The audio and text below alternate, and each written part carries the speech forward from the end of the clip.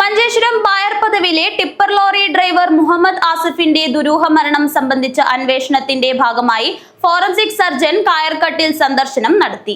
മൃതദേഹം പോസ്റ്റ്മോർട്ടം ചെയ്ത് പരിയാരം മെഡിക്കൽ കോളേജിലെ ഫോറൻസിക് സർജൻ ഡോക്ടർ ശ്രീകാന്താണ് സ്ഥലം സന്ദർശിച്ചത്. ജില്ലാ ക്രൈംബ്രാഞ്ച് ഡിവൈഎസ്പി ടി ഉത്തംദാസിന്റെ അപേക്ഷപ്രകാരമാണ് പരിയാരം മെഡിക്കൽ കോളേജിലെ ഫോറൻസിക് സർജൻ ഡോക്ടർ ശ്രീകാന്ത് സ്ഥലം സന്ദർശിച്ചത്.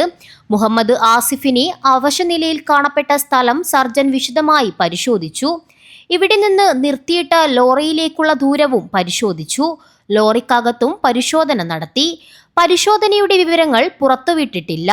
കൂടുതൽ കാര്യം അറിയിക്കാനായി അന്വേഷണ ഉദ്യോഗസ്ഥനോട് പരിയാരത്തേക്ക് എത്താൻ ആവശ്യപ്പെട്ടിട്ടുണ്ട്.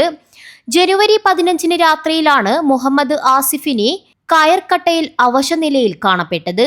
മരണത്തിൽ സംശയം ഉയർന്നതിനെ തുടർന്നാണ് കൂടുതൽ അന്വേഷണം വേണമെന്ന ആവശ്യം ഉയർന്നതും കേസ് ജില്ലാ ക്രൈംബ്രാഞ്ചിന് വിട്ടതും. മരണത്തിൽ സംശയം ഉയർന്നതിനെ തുടർന്നാണ് കൂടുതൽ അന്വേഷണം വേണമെന്ന ആവശ്യം ഉയർന്നതും കേസ് ജില്ലാ ക്രൈംബ്രാഞ്ചിന് വിട്ടതും. പരിയാരത്ത് നടന്ന പോസ്റ്റ്മോർട്ടത്തിൽ ഇടുപ്പെല്ല് തകർന്നതാണ് മരണകാരണമെന്ന് വ്യക്തമായിരുന്നു. ഇതെങ്ങനെ സംഭവിച്ചു എന്ന് പരിശോധിക്കുന്നതിനാലാണ് പോലീസ് സർജൻ സംഭവസ്ഥലം നേരിട്ട് സന്ദർശിച്ചത്. News bureau, Manjeshwaram.